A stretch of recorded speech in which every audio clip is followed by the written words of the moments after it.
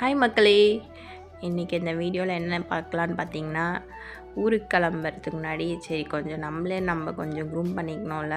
So அதுக்காக இன்றைக்கி நான் வந்த இடம் தாங்க க்ரீன் ட்ரெண்ட்ஸ். என்னோடய ஹேர் பார்த்திங்கன்னா கர்லி ஹேர் தான்.